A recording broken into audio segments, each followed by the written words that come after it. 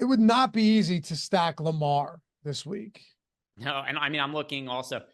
Lamar's $9,500 on FanDuel. Like, it's a great matchup against Washington, but that is so much to spend for a QB on a slate without value.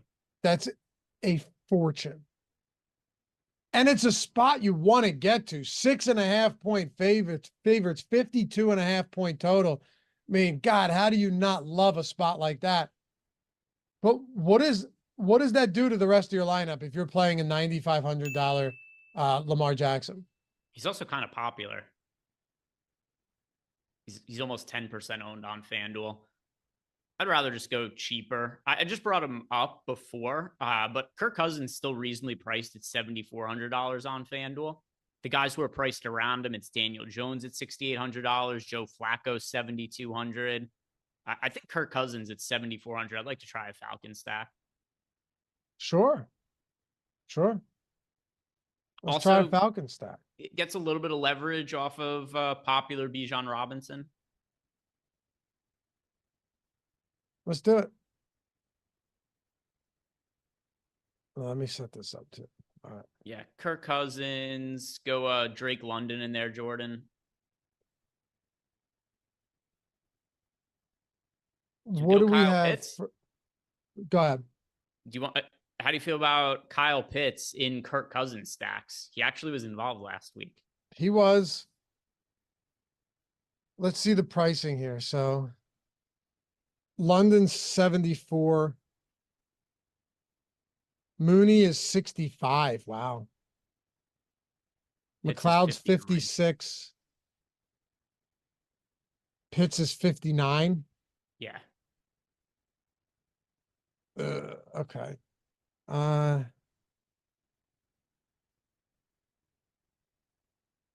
it doesn't look like there's any egregious pricing that we have to get to for tight end. We could try Pitts. Also, the reason I think you might be a little bit higher on this stack than I am is because, well, the reason I might be a little bit lower on it is that Cousins threw 58 times last game. You know, in 4 previous games, 35, 29, 29, and 26. I'm just not convinced that Zach Robinson, if they're in a favorable game script, wants to throw the football. That's the one drawback on this stack for me is last week playing from behind, insane 66-point shootout on Thursday. His passing volume has been really low prior to last week. Has gone up week over week, though. So there is a part of me that last week was an outlier. That's the most pass attempts and the most yards he'll have the entire season and the most touchdown passes. All his numbers across the board. It was the highest that he's going to have of everything. But I do think there's also a little element of this that he's older. He's coming back from a torn Achilles. He's with a new team. It made sense for them to have kids' gloves on and the training wheels out a little bit for the first few weeks of the season.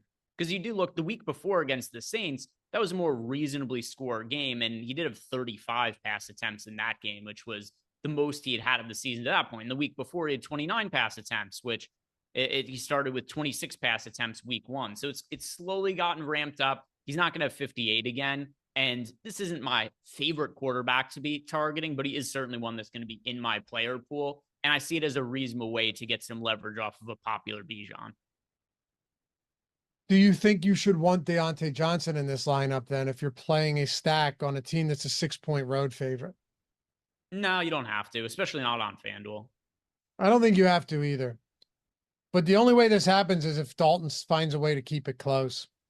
Yeah, or like Chuba Hubbard has a decent game. It could be a number of guys that end up scoring. Where's our best value at running back on FanDuel?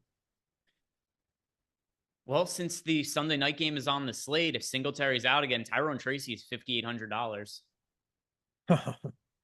He looked good last week. He did. He looked really good. And we're projecting Singletary to be out right now. So, and Tracy's got the Bengals. That's right. Yeah. $5,800 Sunday Night Football. That might be the worst defense in the NFL right now, the Bengals, because they are. They're neck and neck with maybe 2 or 3 other teams. This is where it gets really unfair. The quarterbacks get graded just based on win losses. Joe Burrow's been ridiculous as of late. Week 1, total shit show, but yeah, T. Higgins was out. Jamar Chase was on a snap count. Outside of that, Burrow's been really good this year. And people I see online, it's like Joe Burrow overrated. Teams won. What else was he supposed to do last week? No. He's done everything he possibly can. He's been one of the, outside of week 1, Joe Burrow might be the best quarterback, might have played better than any quarterback in the league right now. Obviously, you can throw Lamar into the mix. So, don't get all upset when I say this. People get so upset about this shit. But Joe Burrow he's been as good as any quarterback in the league. He's operating a top 3 offense right now. It's just the defense is doing everything in their power to lose games for him each week. That's what it comes down to. I'm with 30 you. of 39 last week, 392 yards. Anyway, the point is that all the struggles of the Bengals, it's because that defense is dog shit. And Tyrone Trace is a good option. You need Devin Singletary to be out, but if that's the case, I think he's the best value running back on FanDuel, 5,800. He is. I don't even think it's close. And then who do we want to go? We have 6,700 per player remaining. I'm throwing a defense in here. Give me a cheat. Give me Falcons, $3,800. I don't want to do that with the stack. Let's see. What is cheap on FanDuel? I mean, we could go back to the Patriots at 3,200. Yeah, just plug in the Patriots. Just throw the Patriots in. We are in business now. 75 remaining. So we don't have a ton of limitations here. And I don't think you or I are paying for Barkley or Henry in this spot. Kamara 80. Yeah, let's try it.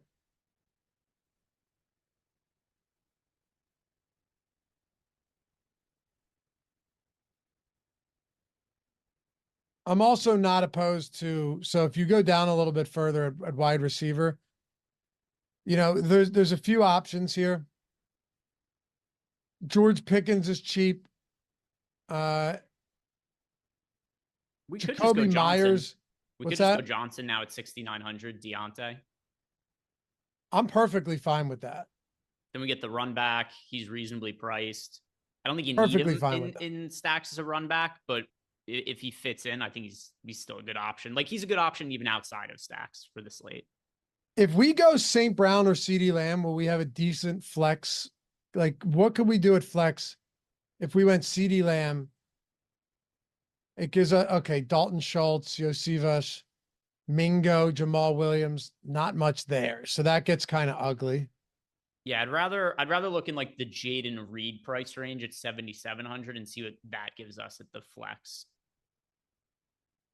The only other thing that I would throw out to you is if you went Amon-Ra St. Brown, it would give you Madison, Cortland Sutton, or Ray McLeod.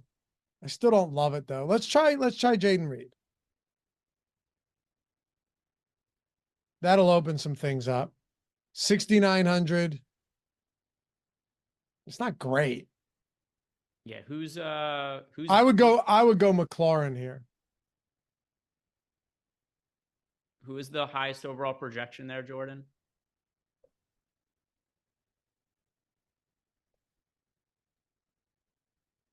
We talked about it a little bit last week with how, and I know you had given out bets in your tails package as well with some ladders of Ramondre Stevenson, where it was like the most Fugazi start ever. Gibson had 1 carry, and then it was like, all right, Stevenson back on the field. I mean, it literally played out exactly the way I wrote it up. That it was bullshit. Gerard Mayo was giving him the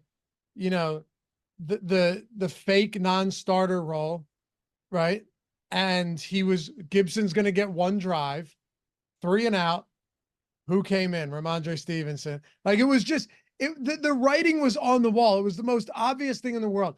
FanDuel priced 38.5 rushing yard prop for Ramondre Stevenson. You know how patently absurd that is? 38.5. What is it this week? Bet it's a lot higher. I don't know. I absolutely, it was my biggest straight bet of the season. clearly worked out. And now also something else. I mean, we do have the Patriots defense. I know it was just kind of as a placeholder, but there's a little bit of positive correlation there as well. Let's throw Stevenson in. There's probably not one out yet. Yeah, there's nothing. I was just pulling it up on my phone to check.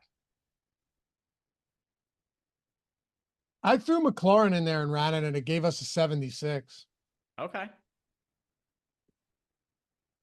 See what it looks like with the Stevenson and Patriots D combo. It's going to look better, but I also think with the way, a little bit better. With the way that Baltimore's defense has been completely incapable of stopping the deep ball this year, and the way that Jaden Reed is slinging it right now, Terry McLaurin at sub 7K in this spot, 52-point total game is really, I think, a quite good option this week. I agree. And McLaurin, what's his ownership on FanDuel?